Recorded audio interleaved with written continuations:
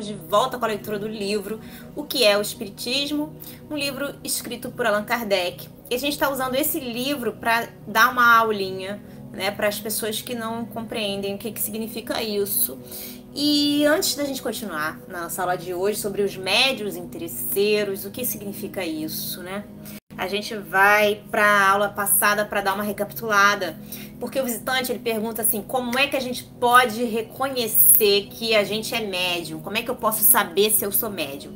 E aí Allan Kardec diz que não se conhece um diagnóstico para a mediunidade. Então quer dizer que você não pode ir para o médico perguntar para ele, eu sou médium, e o médico vai lá, faz uma análise, uma bateria de exames e te diz se você é médium ou não. Não dá para fazer isso porque não tem ainda um diagnóstico exato para você dizer que você é médium ou não.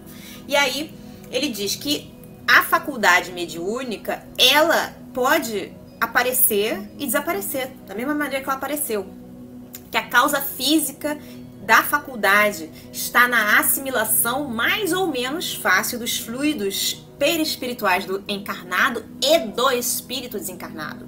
Quer dizer, tem essa troca, né, que o médium faz ou que as pessoas podem fazer com o espírito. E tá nessa troca, se ele é fácil ou ele é difícil, né, mais ou menos.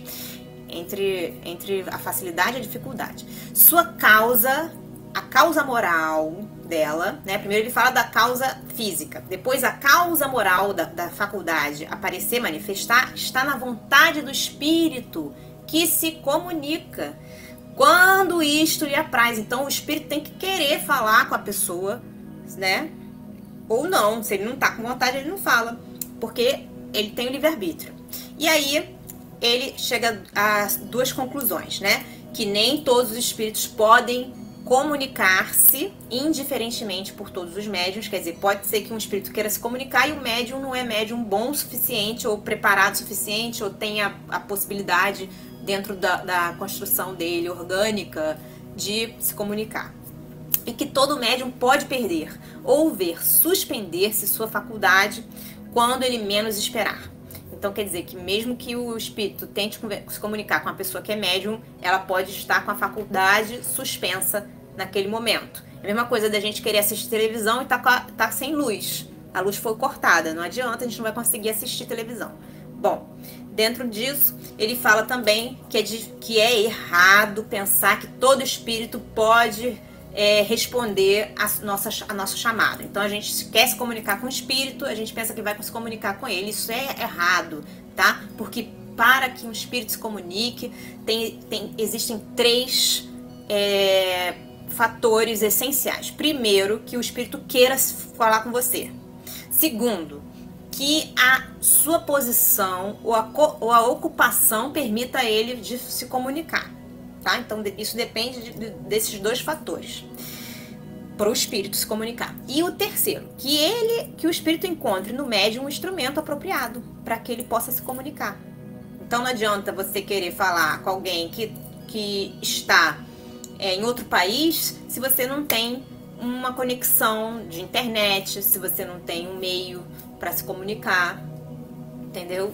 Você não tem meios para se comunicar com essa pessoa, você não vai conseguir comunicar. Bom, e aí os espíritos, ele diz também que os espíritos sérios só comparecem em reuniões sérias e que qualquer outro espírito que não seja sério, pode se manifestar em qualquer tipo de lugar, tá? Se ele tiver a possibilidade, ele vai se manifestar em qualquer tipo de lugar, que pode ser uma palhaçada, pode ser cheio de mentira e tal.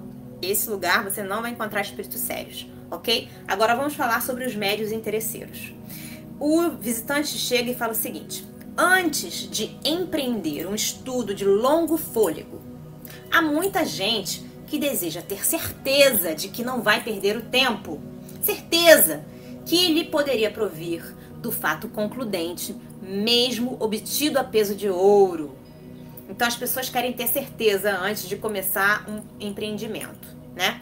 E aí o Kardec fala o seguinte: aquele que não se quer dar ao trabalho de estudar é antes guiado pela curiosidade que pelo desejo real de se instruir.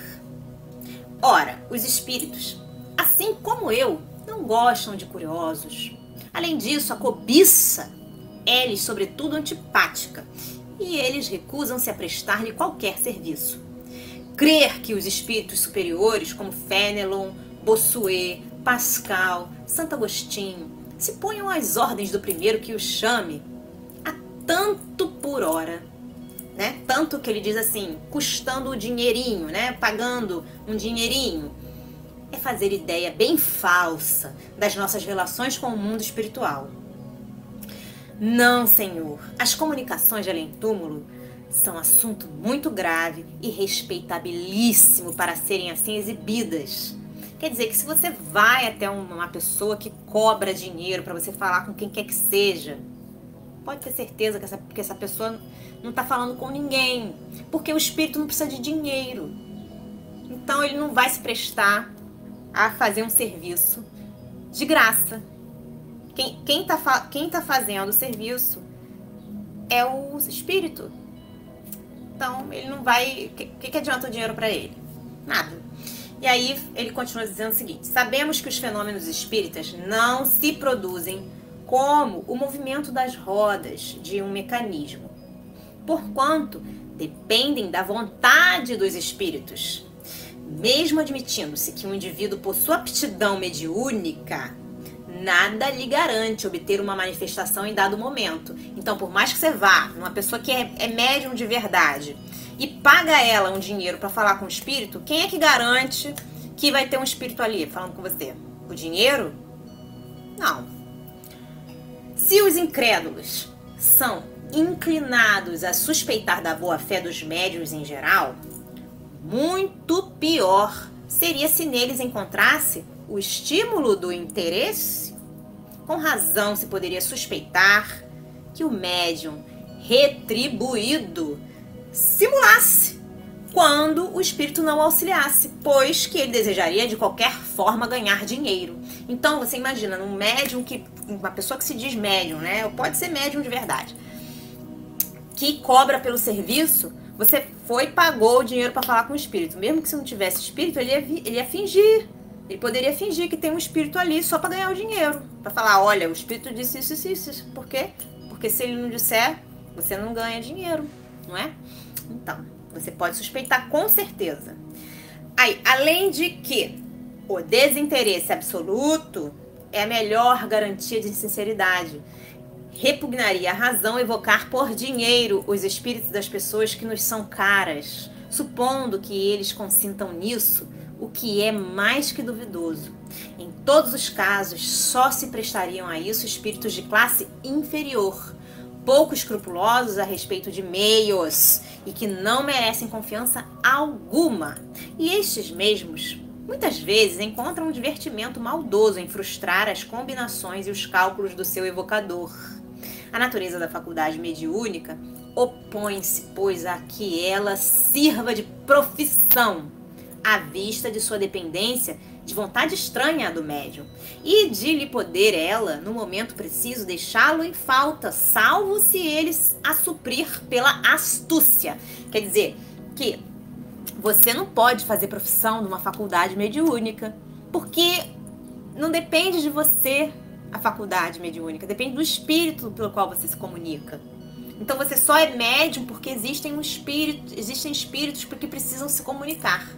Você utilizando isso de uma coisa que você vai ganhar dinheiro, você já está colocando isso em um serviço que você não está podendo prestar, porque você não pode ser médium 24 horas.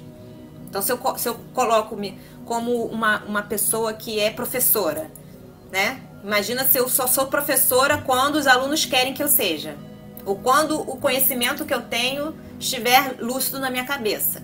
Aí chega uma hora que eu estou dando a aula e eu esqueço tudo. Como é que eu posso garantir que eu vou poder ser professora 100% do tempo se o meu conhecimento tem vontade própria de aparecer?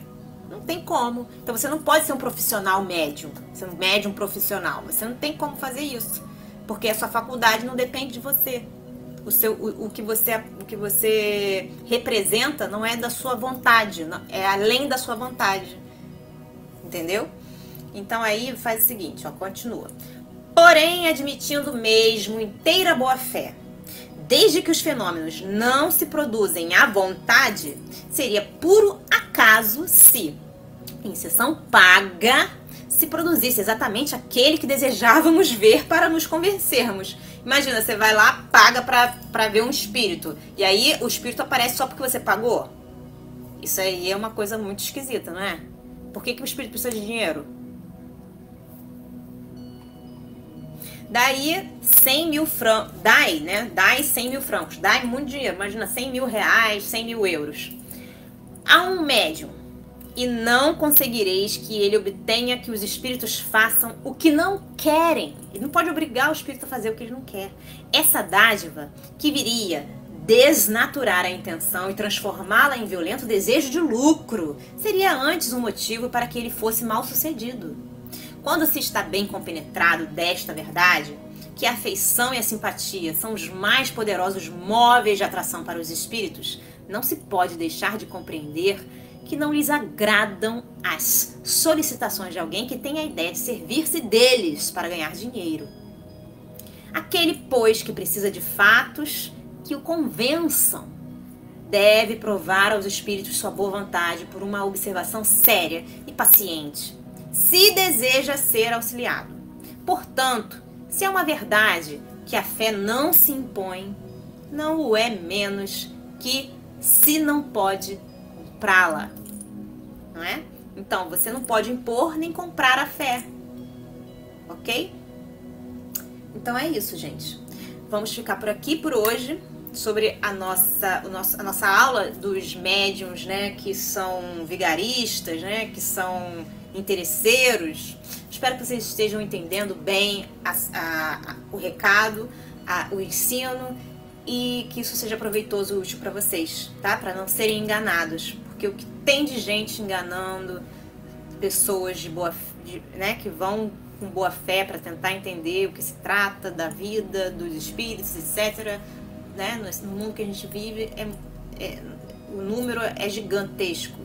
Não caiam em conversa de gente interesseira.